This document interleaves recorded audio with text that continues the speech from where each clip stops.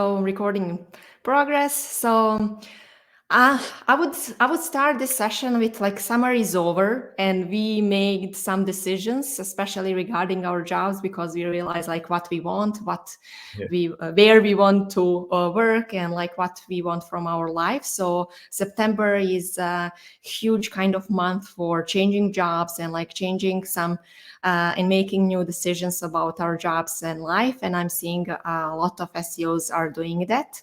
So I'm very happy to have and like share the actually insights from the market, like what's happening there, from Daris Benallal. He is head of recruitment at SEO for Hire. And basically Daris has a kind of like direct experience and insights like what is happening on the job market currently and how to make that move of changing our job less stressful. So Daris, thank you so much for joining, and so happy to have you here. Yeah, no, thank you very much for having me. It's the first time being on the other side of a webinar where I'm the one getting interviewed, so a bit nervous, but hopefully it goes well.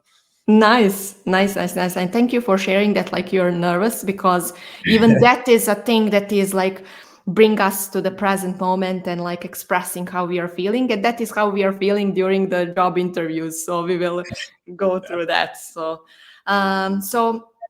Like there is a huge kind of negativity around the current market of the like SEO jobs, and people are just like terrified to change a job and terrified to be like even open for a market, because there is kind of like conspiracy theories that like it's so hard to find another job, it's kind of like impossible. So I really want to kind of get the insights from the person who is doing this like every day. So what you are seeing and like what has been changed over the last few months. Yeah, I think it's quite muddled at the minute. I think a lot of that sort of fear is coming from, especially we're seeing it in the US, a lot of like big layoffs from sort of a large sort of in-house teams and even some like huge agencies, where like some top quality SEOs are getting laid off. So it is making the talent pool a lot harder. So when people are applying, there's a lot of like top quality SEOs. So I think the people that are in roles at the minute and are secure, they're almost scared to go out and apply because they see all these layoffs happening. They don't want the risk. They know that they're secure at the minute. Because every role that we see, especially on LinkedIn, you're seeing maybe 400 or 500 applicants for each position. So don't get me wrong, a lot of those applicants won't have any sort of SEO experience, or there's a lot of like AI bots that are set up to spam people's CVs out to every open role. So but I think that's putting people off as well. And just, I think everybody's sort of looking for security at the minute, which is putting a wee bit of more fear factor in. But recently, I'd say in the last sort of 1 to 2 months, there's been a huge sort of upturn in the market. We've signed a lot more clients in September alone. I think it's probably our biggest month so far in terms of onboarding new clients. I think we've had maybe 12 clients onboarded already. And we have, I think, maybe like 6 or 7 new clients calls booked in for the start of next month as well. So I think it's definitely going in the right direction. And I think some really big opportunities are coming up at the minute with some really cool companies. So I think now is probably the best time to sort of make a move if you're thinking about it. Mm-hmm. And I already, my experience was actually that like end of November and December is much more like quieter. So definitely September is October, like, yeah, like for the people who really want to make the change for this year and like do something nice for themselves and their families. So I think that the time is perfect now. Yeah.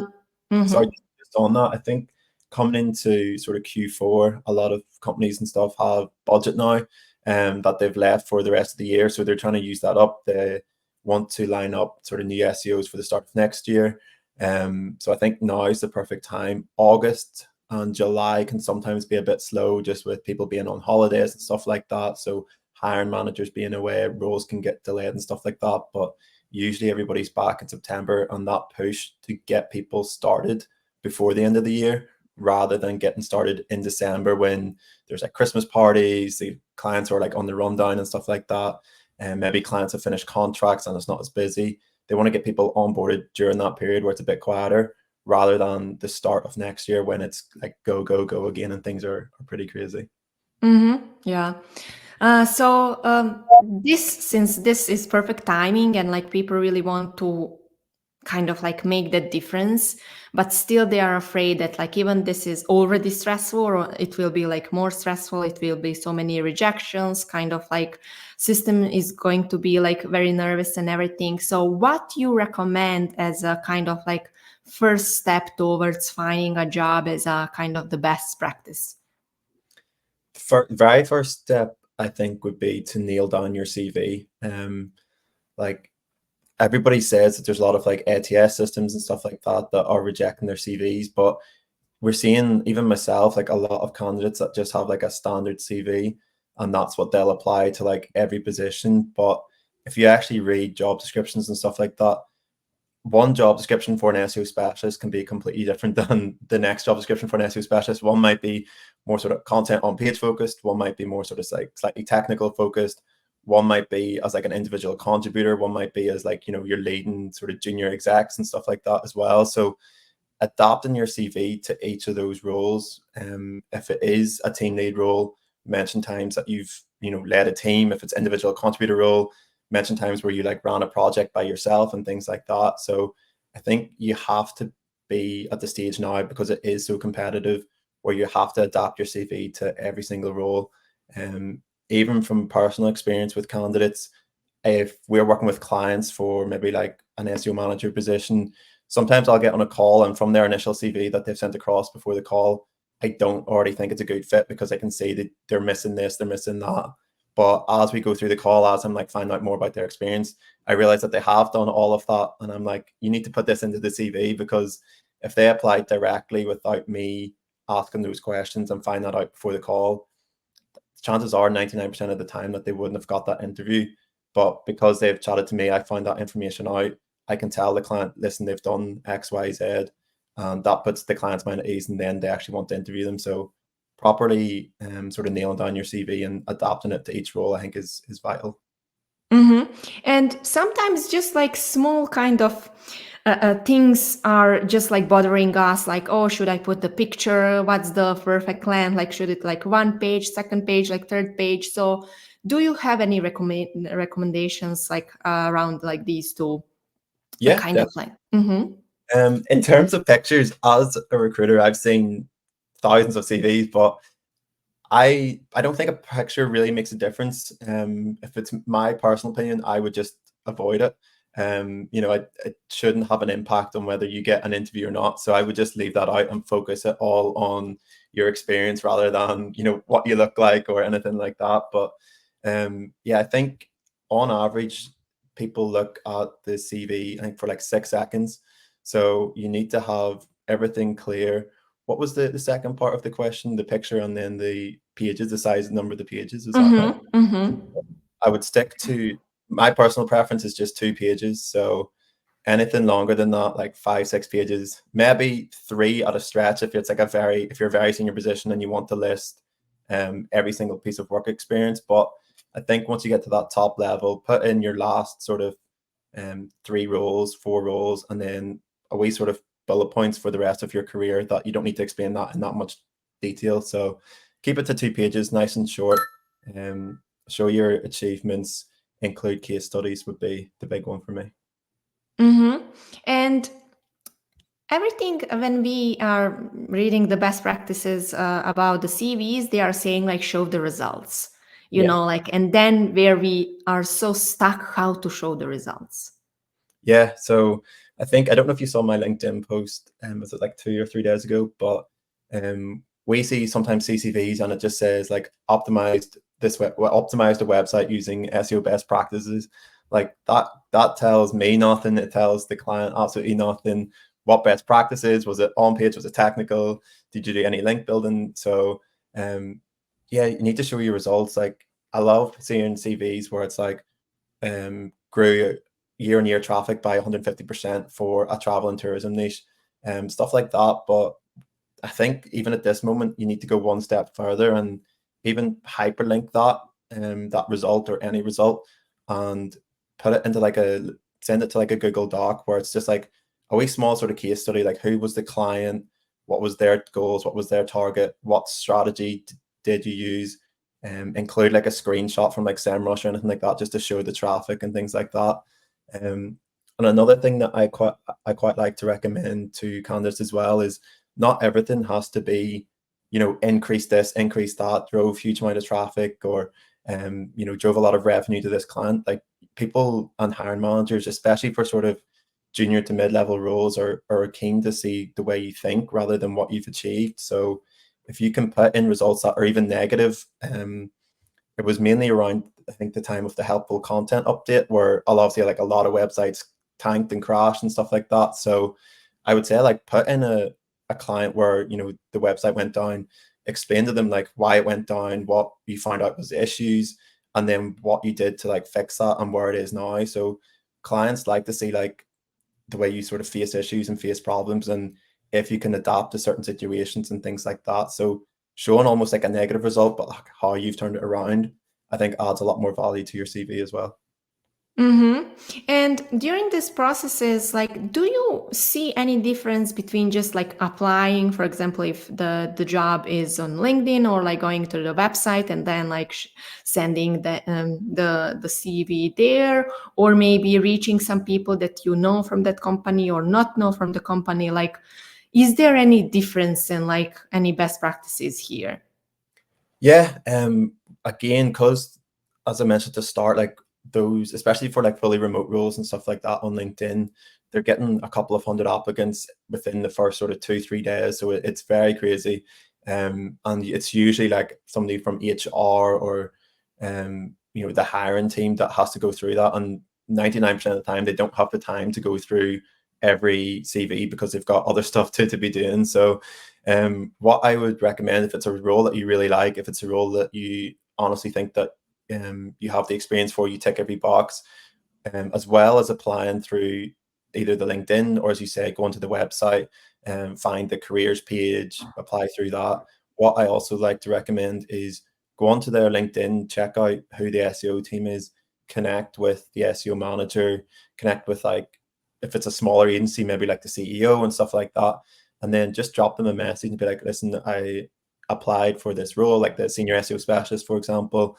I know there's a lot of applicants, just didn't want my CV to get missed. Here's why I think I would be a good fit for you guys. And have a look at not just the role, but the company culture, how you would fit into that, if you've worked in a similar sized team before, things like that. And then just drop your CV into that as well. And then just be like, listen, if you have any questions, let me know, happy to answer. And I think that's sort of key, because you get in that sort of personal relationship, you're going that extra step. I think that's what clients love to see. Mm-hmm. And just like making that additional connection between like you and like future maybe employer, and like sharing some maybe some even like story why you really want to like apply for this company, or just like something that people will remember like. And when you're sharing some even like kind of like even some small stories or like personal stories, even kind of like small jokes, you are Yeah. connecting with people with their personalities, and like in the end of the day, like people hire people, and definitely that's your kind of way to really stand out. Then just like make definitely CV is the one, but this is kind of like extra step, and like because people love these kinds of personalities that they are going to work in the end of the day. So what is actually the good thing about SEO for hire, and like how you are adding the extra kind of like step towards making these interview stages, actually applying for jobs, less stressful? Like how you are doing this is people are kind of like connecting with you, sharing the CVs, and like how you can also help SEOs to find their perfect job. Yeah, I think probably to put it just simply, the biggest probably positive from us, from the candidate's perspective, is that they don't have to worry about, will my CV get seen.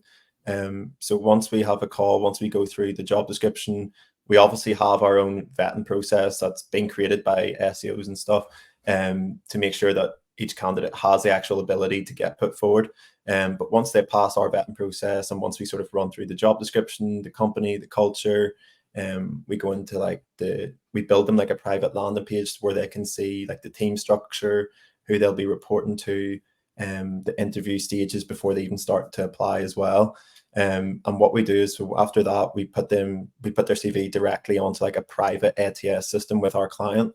So their CV gets straight away put right in front of the hiring team, and usually we get feedback within 24 hours. So it's a pretty quick turnaround, rather than I've had candidates who have applied through like LinkedIn or even on a careers website, and they don't hear back for 3 or 4 weeks, and then all of a sudden they're like, oh yeah, we'd love to interview you, but by that stage they might already have 2 or 3 offers on the table. So I think our average sort of turnaround from sort of submitting their CV to job offer is usually around sort of 2 or 3 weeks. So that includes like usually three interview stages after that. And when people are kind of like sending CVs to you, do you also do some kind of like feedback to their CVs, something that they can maybe improve? Yeah, definitely. So we'll go through that again on the call. So a lot of it is to do with like, it's not necessarily the information, but the design of the CV as well. People read in like an F format. I don't know if you've seen that before. So when you're scanning a CV, you read like the top 2, which is like usually that sort of quick statement, and then down that left side of the page. So anybody who has like a big design image down the left side is it's not any use, because when you're scanning that, you're not picking up information. So all the wins, all the key figures need to be on the left side of the page, and then like keep a short brief summary at the top, and that's like the best way to sort of pass that section. And then yeah, just like we mentioned before about including sort of results, making sure there's case studies there, create a portfolio. We usually send it across their LinkedIn profiles as well to the clients, because people want to see if they're active, what they're posting about, what their interests are, and stuff like that as well. So as well as their CV, I think having a strong LinkedIn profile is almost just as crucial. Nice. I love this F thing. Yeah. And actually, when I first heard about SEO for hire, I really love that niche, because you are helping people, even like people who are looking for jobs, and also companies who are trying to find the candidates. So it's kind of like perfect match, and perfect like middleman between like these two people that like companies are looking for one thing, and like they're struggling to find the very good candidate for them, and also another side is actually people struggling to find like perfect companies, and like where they are going to be really kind of like fit. When my clients are kind of in that stage when they want to apply for jobs, like what we are doing is actually doing some a small exercise about the values, what they really want. Because people want one thing, they are applying for a second thing, but actually they are getting like third thing, and then they are running from the fourth thing. So how you see that actually finding a dream job really helps that like narrowing steps, like what I see is actually being honest, what I really want and where I really thrive for myself. Do you have any additional insights, like what is helping us to really find that dream job that we are going to be fit even for the company, and company will be fit for us? Yeah.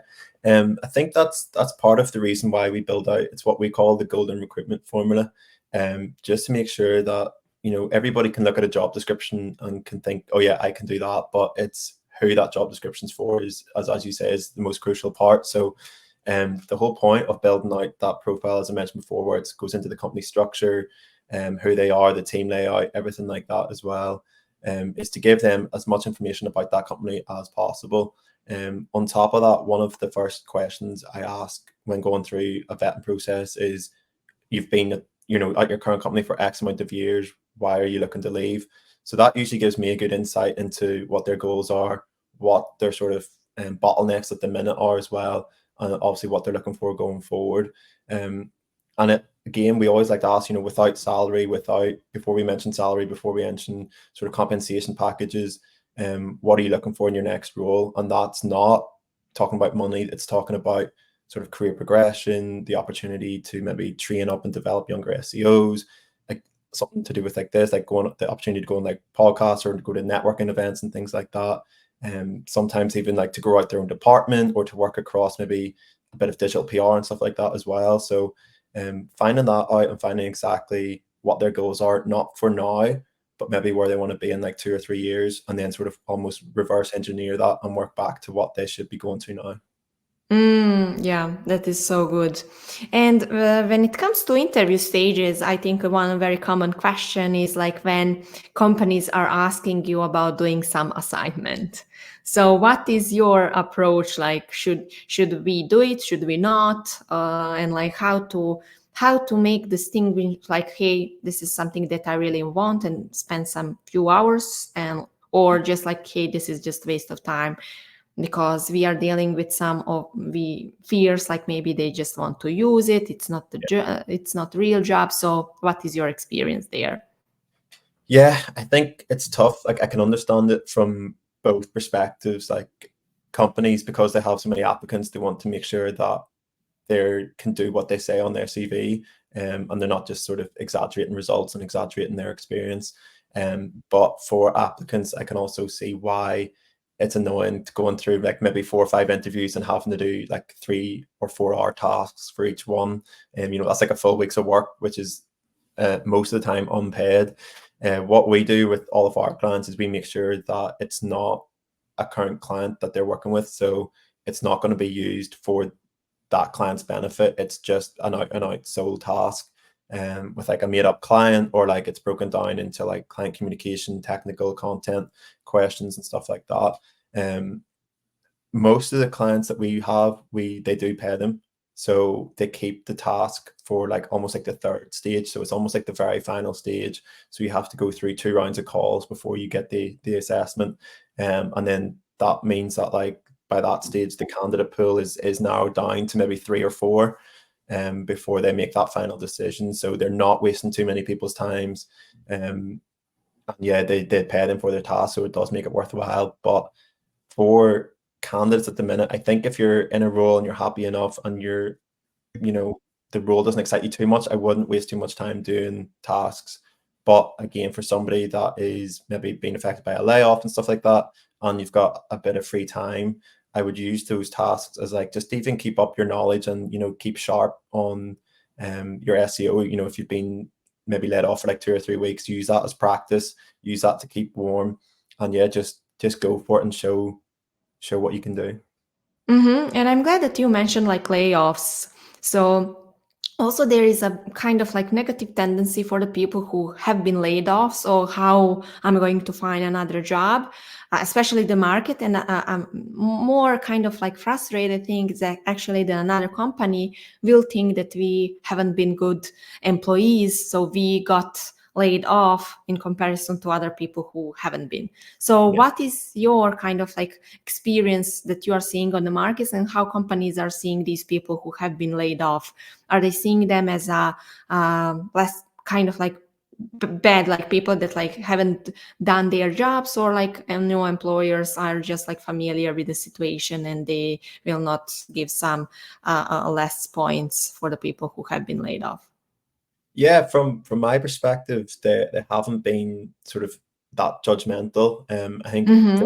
understand that there's a lot of layoffs, but from any candidate that we put forward, whether it's somebody who's been laid off or somebody who's been working with the same agency for the last 6 years, the company always wants to know, why are they on the lookout, or what attracted them to our position. So, if we explain the company-wide layoffs, that's usually 100%, especially if they've been there for say like 2+ years at that company. That's a good enough time to know that it was a company-wide layoff, and not if it's like maybe 3 to 6 months that they've only been there and they've got laid off, then it's a bit more of like a red flag to the client. But at the minute, I've chatted to some like SEOs who are unbelievable. Like could walk into like any agency, any in-house team, and they've just been laid off just due to like budget reasons, or the company's lost a lot of clients, or even that they're taking away the SEO service and they're focusing more on like the paid side of things. I've seen that Mm-hmm. also. I don't think it's has as much negative connotations as people think. I know I see people post on LinkedIn about like if you have the open to work sign, that puts people off. From my perspective, it doesn't. Especially for like a recruiter and stuff like that, it makes it a lot easier for us to identify, okay, this person could be great for this company. And it's always beneficial for ourselves and for the clients that we work with if you can start as soon as possible rather than having to work a notice period. Like notice periods in the UK can go up to like 3 months. I've even seen some at like 6 months. I know in America it's usually about 2 weeks, but having somebody that's had really good experience and just unfortunately being laid off, having them being able to start as soon as possible is like every company's dream. So it can be quite a bit beneficial, but I think people also need to be aware of not rushing into the first role that they get.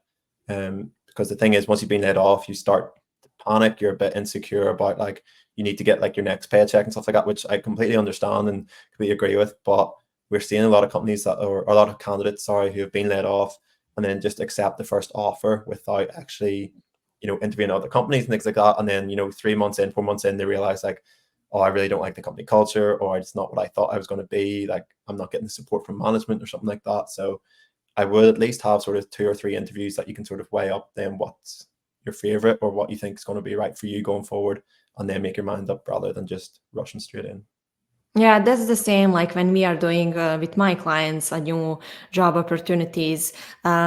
Even like we really feel that like not being like secure and not having the financials can be like terrifying and everything, but also it's more terrifying if you are accepting the job that you don't like or you are not fit, and then like in few months you are already like vulnerable and like exposed, and now then you need to find a new jobs and go through the interview processes. Like again, it makes even like worse than just like a little bit like pausing and really waiting for a few weeks just like to really find a new job that will be like very good fit for you.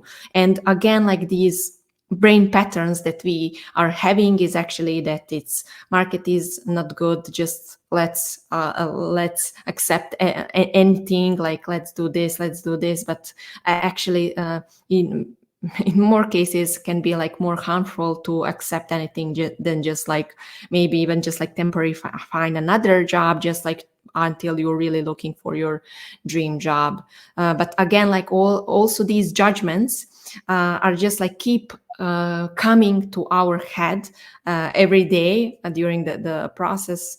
And another judgment is actually what the future employer will say if I'm just 1 year in the company, or like just 2 years, or I'm just changing my last company. They laid me off. Then I was working there like for 1 year. Then another, I'm not happy with this company, but I'm just like 1 year here. So if the new employer is seeing that for the last 2 companies I'm for 1 year, like that is not good, and then people are staying in the toxic environment just because of that kind of like judgment. So my approach here is always like, if the company is not good fit for you, just like try find another company.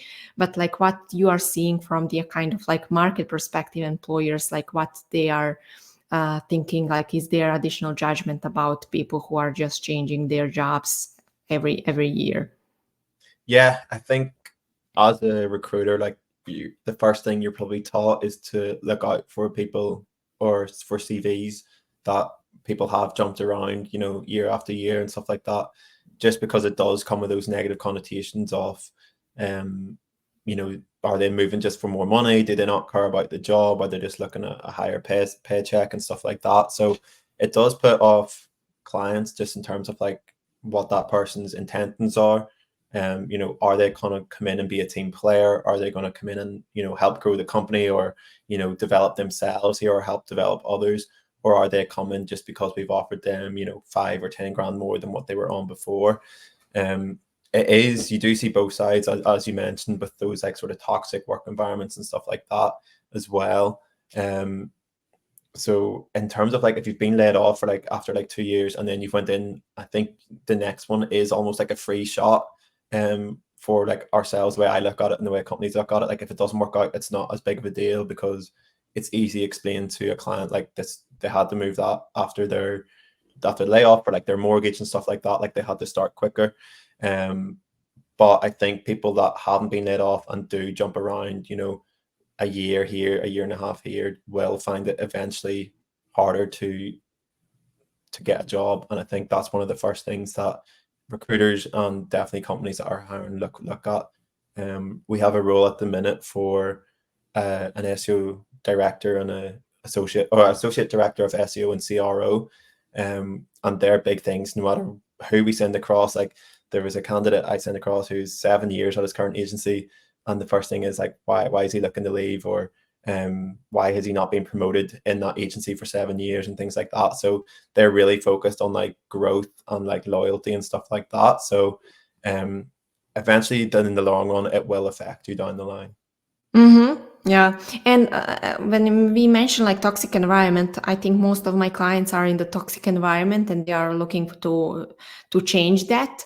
Is it okay to say, like, even the recruiter or like future employer, that you are in the toxic environment? Yeah, no, definitely. It's one of the reasons, again, like why we ask, why you're on the lookout. As long as you say why that environment is toxic, and don't just leave it at like it's a toxic environment and then move on. Explain why. Is it, the lack of management? Is it you're not getting to like lead campaigns by yourself? Is it that a lot of the times it's what was promised to you in the job interview isn't what you're doing at the minute? Like it's not the same job.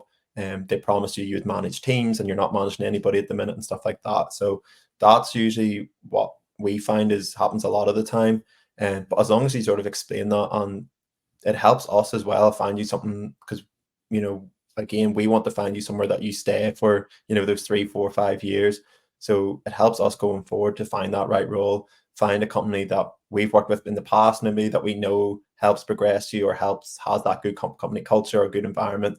And it makes our lives a lot easier, and yeah, it makes our clients happier, because usually once a candidate moves out of a toxic environment into that like positive environment, they just hit the ground running, they're loving it, their work goes like next level and stuff like that as well, and the client's happy, we're happy, they're happy. So yeah, as long as you just explain like what's toxic about it, and then what you're sort of looking for after that, I think most people should understand and want to help.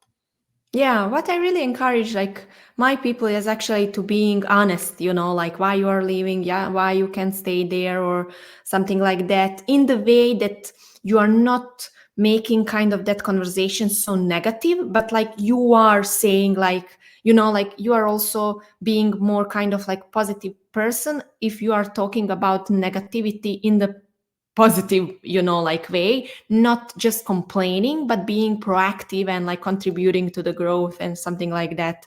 And that is also kind of like the mindset that another people who is actually HR or someone from the company is definitely appreciating more than you are complaining about toxic environment. If you are kind of like making the step further and saying like, this is like what I'm facing now, but like this is like why I'm doing it, or I already tried to fix that, I already tried to talk with my manager, and like they are just like not having the leadership skills that we need, that I'm just like looking for my growth because it's impossible to do it here. But being honest is very hard in these interview stages because we are vulnerable, like we are so nervous, we don't even know what we should say, what we don't, and then like we are pretending to say something that we are not. And this kind of process is so can be just like ignoring ourselves and our needs. So we are doing this with a mindset and just like being truly what we are, because if you are not truly who you are, you will get a job that is not suitable for you. Do you have any additional like best practices how to kind of like be easy who you are and just like not pretend to say something that you don't think or accept something that you don't like? Yeah, I think it's obviously tough. You always want to show the best side of you in an interview.